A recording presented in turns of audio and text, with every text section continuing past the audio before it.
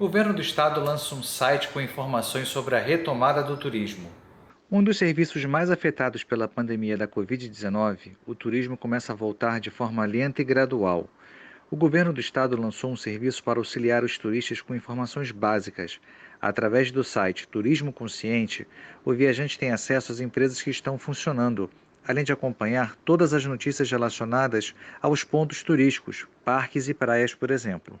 As empresas também podem se cadastrar no site. Ter o selo Turismo Consciente significa que todas as medidas de segurança estão sendo tomadas. Para ter acesso ao selo, as empresas precisam cumprir o que a Secretaria Estadual de Turismo chamou de os 10 mandamentos. Isso inclui, por exemplo, o uso de máscara, distanciamento social e limpeza dos ambientes. No total, 12 regiões turísticas estão disponíveis para a consulta dos visitantes. 80 cidades já cadastraram os dados no projeto. Você já ouviu falar em imunidade de rebanho? Essa expressão tem sido citada com frequência durante a pandemia. Para tirar todas as dúvidas, eu converso com a doutora Adriana Bonomo. Ela é pesquisadora do Instituto Oswaldo Cruz da Fiocruz. Doutora Adriana, muito obrigado pela sua presença. E primeiro a gente precisa entender o que representa essa expressão, né, imunidade de rebanho. Então, primeiro eu queria agradecer o convite, é uma ótima oportunidade para a gente trazer um pouquinho mais de ciência, né, para o público. Imunidade de rebanho, e até atualmente há uma discussão sobre esse termo do rebanho, né, porque é um rebanho humano, nesse caso, ela, na verdade, a ideia, eu vou tentar dar uma ideia do que é o conceito de imunidade de rebanho, né? Então, a ideia é que você tenha um número X de pessoas infectadas, tá? Que dessa forma, quando elas entram em contato com o vírus, elas são uma barreira para a possibilidade desse vírus se manter e ser transmitido. Tá? Então, a imunidade de rebanho é quando você chega nesse ponto, que você consegue interromper a transmissão viral, tá? Ou o estabelecimento das infecções sintomáticas, tá? Através de indivíduos que já tenham uma imunidade para esse patógeno, no caso, esse vírus. Tá? Essa imunidade de rebanho, ela é calculada, porque vocês devem ter ouvido falar, né? Tem que atingir 60%, 70%, 80%. Isso depende da doença. Então, depende da transmissibilidade da doença, né? E da capacidade infectiva desse vírus. Tá? Então, por exemplo, no sarampo, que é uma doença que tem uma transmissão altíssima, o importante, a taxa importante para você chegar na imunidade de rebanho, seja por vacina ou pela infecção natural, é você ter 80% dos indivíduos infectados, que é uma taxa muito alta, por isso a vacinação para o sarampo é crítica. Tá? Por outro lado, por exemplo, para a gripe suína, que tem uma baixa transmissibilidade, 20% de indivíduos protegidos é o suficiente para se alcançar a imunidade de rebanho. Para a Covid, a gente não sabe qual é esse número. Trabalhar com essa ideia da imunidade de rebanho seria responsável, ético? Como é que a senhora analisa dentro dessa realidade do novo coronavírus? Ou seja, há um risco, no caso, já que a gente não tem uma porcentagem exata de muitos óbitos, para que a gente pudesse ter uma população imunizada? É uma pergunta delicada. Acho que imunidade de rebanho, numa doença como essa, que tem fatalidades, o índice até não é super alto, mas como a taxa de infecção é muito alta, o índice não é alto, mas o número absoluto é muito alto. Porque né? trata-se de uma infecção natural, né? Ou seja, não tem como a gente ter um outro Isso. tipo Então, de assim, resultado. você abrir tudo para que se atinja uma imunidade de rebanho espontânea, natural,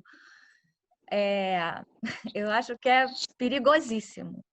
Então, acho que essa imunidade de rebanho, no momento que a gente está agora, com o conhecimento que a gente só pode dizer que ela pode ser atingida se for por vacinação. O risco seria de uma morte em maior quantidade, né? Nós temos um país continental, né, onde algumas regiões estão em crescimento, outras regiões estáveis e outras Isso. até reduzindo. Ou seja, a gente não teria como traçar uma política nacional baseada Nacional, nesse conceito. acho que não. Acho que em qualquer lugar a política tem que ser regional e talvez até municipalizada, porque, assim, por exemplo, eu estou em Friburgo. Aqui estava a bandeira laranja semana passada, essa semana já está vermelha. Então, você tem... E no Rio já não está mais, está muito melhor. Então, você tem as diferenças locais que têm que ser levadas em consideração. E tem uma questão que eu acho que é muito grave, que não é só a gente pensar nos pacientes de Covid que não vão ter capacidade, que o sistema público não vai ter capacidade de atender. Mas isso esgota o sistema público e atrapalha o atendimento das outras doenças que já têm os seus problemas. Doutora Adriana, muito obrigado pelas suas informações, são muito importantes para a gente alertar a população e cada vez mais reforçar esses conceitos de prevenção. Muito obrigado. Obrigada a vocês, foi um prazer, espero ter sido clara. A Secretaria Estadual de Saúde começou a investigar a imunidade da população contra o coronavírus e a incidência da Covid-19 no estado. Numa parceria com a Universidade Federal do Rio, serão testadas cerca de 12 mil pessoas em 25 regiões até o dia 12 de setembro. O SARS-CoV, o novo coronavírus, é um vírus muito novo no mundo todo. Então, a população ainda não teve contato com esse vírus em diversos locais. Os locais que estão com uma epidemia ativa, você vai ter uma parcela da população que já teve contato com o vírus e, consequentemente, desenvolveu anticorpos contra esse vírus. Então, a gente avaliar qual o percentual da população e conseguindo estratificar por sexo, por faixa etária, por ocupação, por faixa de renda, de quem tem anticorpo e quem não tem, vai ser um elemento para a gente poder ajudar os gestores na tomada de decisão em relação às ações de flexibilização ou de intensificação do distanciamento social. Além disso, como a pesquisa está realizando testes de PCR, a gente está conseguindo identificar por localidade também qual é o percentual de pessoas que estão com infecção ativa. Com isso, a gente consegue ter uma ideia da incidência da doença em determinadas localidades, isso é, quais localidades estão com transmissão ativa do novo coronavírus. Isso também ajuda nessa tomada de decisão. Quantas pessoas vão ser testadas e em que período? Pois é importante deixar claro que isso é um estudo por amostragem. A ideia é a gente selecionar vários sítios de pesquisa com uma população que seja o mais representativa possível da população geral. Então, a expectativa que a gente tenha em torno de 3 turnos de pesquisa, 3 séries de pesquisa, com 4 mil testes, 4 mil pessoas testadas em cada um desses turnos. Então, a ideia é a gente terminar a pesquisa com 12 mil testes, com 12 mil pessoas testadas ao longo de todo o projeto. E o resultado disso sai quando? Pois é, essa semana, ainda no final de semana, a gente espera já soltar alguns resultados preliminares. Isso por quê? É importante que a gente tenha resultados rápidos que auxiliem os gestores na tomada de decisão. E como essa pesquisa é feita por ciclos, a gente finaliza, então, agora esse primeiro ciclo e inicia a série de análise desse ciclo para depois iniciar o segundo ciclo. Mas, no final dessa semana, possivelmente na sexta-feira, a gente já tem alguns dados preliminares dessa primeira etapa. Quais são os resultados mais importantes que vocês pretendem avaliar? Os itens principais dessa pesquisa?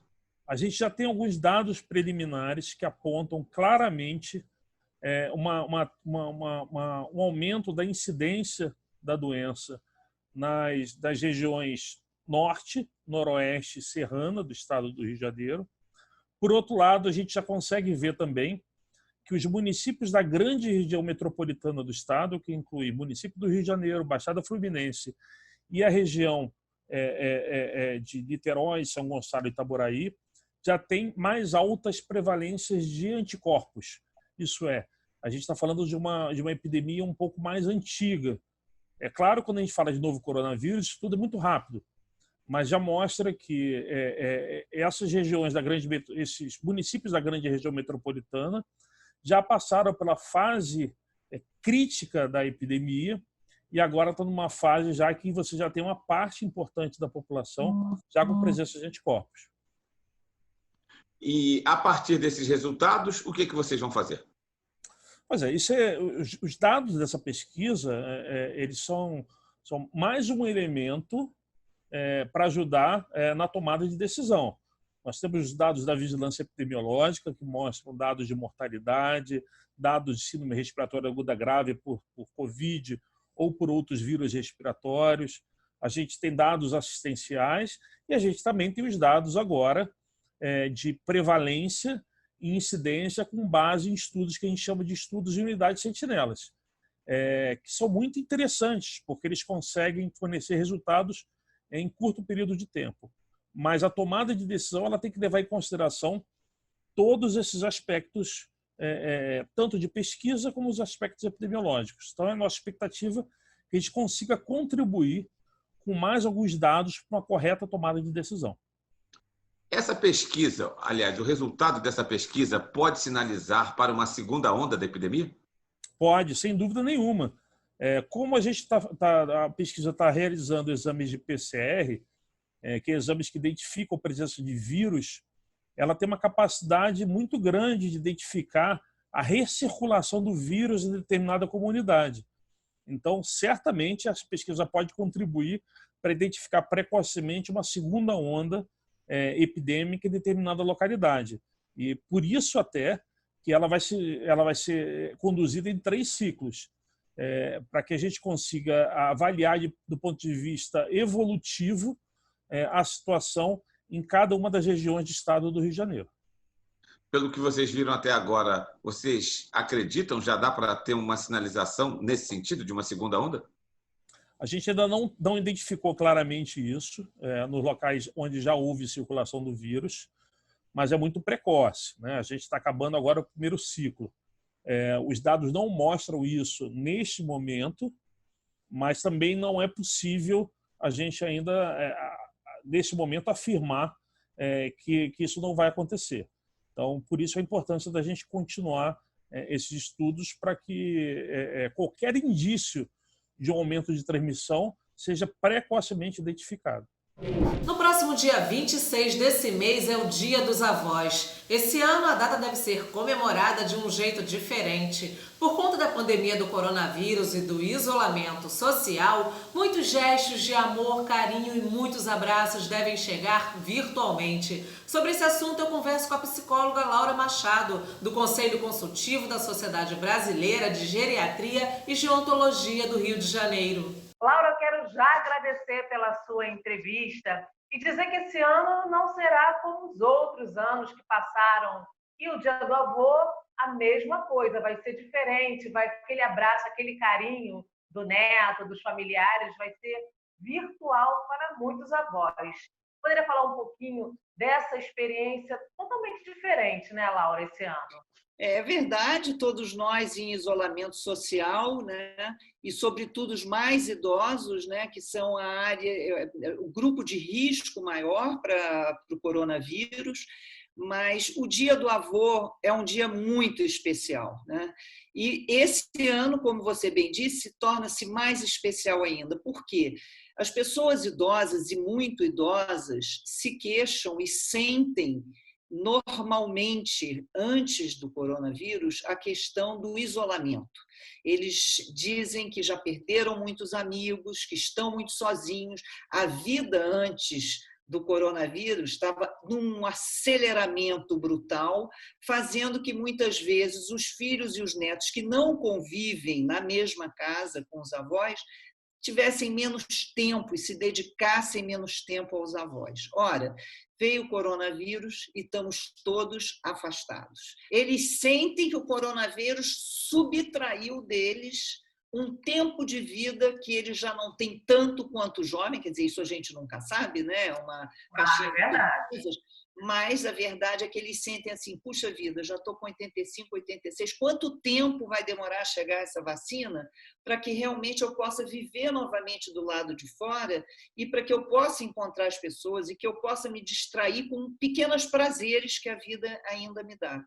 Então, voltando à questão central e à tua pergunta, acho que, sabendo disso tudo, né, sabendo que as pessoas idosas, quanto mais idosas e mais frágeis são, mais elas precisam da nossa atenção, da nossa família, e nesse Dia dos Avós, não deixe de ligar, não deixe de se manifestar, envie uma bobagemzinha. As pessoas conhecem os seus avós. O que será que meu avô e minha avó gostariam nesse dia? E, especialmente, cuide muito dos avós, e não são nenhum nem dois que a gente conhece, que perderam seu marido ou sua mulher por conta do coronavírus. Quer dizer, existem muitos idosos enlutados que perderam a sua cara metade e que, felizmente, o vírus não os acometeu. Então, esses estão ainda em mais risco nesse momento, porque já estavam isolados, já estavam sozinhos, já estavam tristes e tinham o seu companheiro do lado, por mais que estivessem isolados. E, de repente, não tem mais. O abraço é importante, mesmo que ele não possa ser presencial. Um abraço na alma, seja virtual, é muito importante. Então, é um dia que ele foi criado para isso, para que, pelo menos nesse dia, todos os filhos e todos os netos desse planeta estejam dedicados a pensar a importância dos avós na vida deles. O que esses avós ensinam são contadores de história, sobretudo por não ter a obrigação do cuidado, eles são os transmissores de afeto dessa família. Então, nesse dia, o que eles esperam é um telefonema, envia uma florzinha, envie. O delivery está aí, o delivery veio para ficar. Então, cada um, dentro dos seus recursos, dentro das suas possibilidades, se expresse. Dê para os seus avós essa afetividade que vocês receberam desde o primeiro dia da concepção. Eu acho que é essa mensagem que a gente pode passar. Laura, eu quero mais uma vez agradecer pela sua participação. Muito obrigada, obrigada a todos. E você também, Luciana, todos vocês, não deixem de abraçar, porque os avós são a nossa tradição. Os avós, a gente não lembra, a gente era pequeno, mas você não sabe, e eu já sou avó, como é a felicidade de um avô, de uma avó, quando nasce o neto. E os cuidados, sem falar que muitos avós nos lares brasileiros são eles hoje que dão sustento financeiro, são eles que educam essas crianças, que levam para a escola, que trazem da escola. Então, é muito amor que foi investido nessas crianças. E agora, nesse momento da pandemia, foram subtraídos. Então, é o momento de nós todos devolvermos esse afeto e celebrarmos esse dia 26 de julho, Dia dos Avós.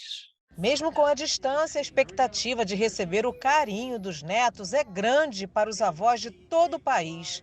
A tecnologia promete ser uma importante aliada para ligar as diferentes gerações. Tenho 4 netos, entre 15 e 10 anos, e estou sentindo muita saudade deles, muita saudade da energia deles, de virem aqui, ficar correndo para lá e para cá. Vó, o que tem para comer? Aquelas coisas de criança. Sentindo muita falta mesmo, mas eu tenho certeza que falta pouco para acabar. E aí eu vou esmagar eles, vou triturar eles de tanto abraço, tanto beijo, muita saudade. Feliz Dia do Vovô. A minha neta, a comunicação tem sido através de fotos, vídeos.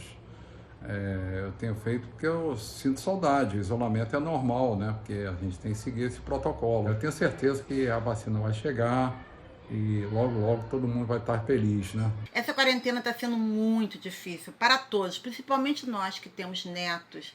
A nossa sorte foi que nós tivemos essa pequenininha Luísa junto com a gente. Apesar de que eu achei que mesmo os nossos outros netos morando longe, deu uma aproximada, porque nós falamos em vídeo com eles, conversamos bastante, podemos brincar, podemos ter essa alegria. Infelizmente não estamos juntos, mas essa pequenininha aqui deu para alegrar bastante. A nossa alegria é realmente os nossos netos, né? Eu, por exemplo, tenho uma neta só, a Pâmela, e ganhei agora o Mairo, também é meu netinho, muito querido. Um paulista livre de morrer. Gosto muito dele. Então, eu só quero desejar a todos os avós nessa data que Nanã Buruquê nos abençoe e nos proporcione mais alegria para frente, se Deus quiser. Obrigada.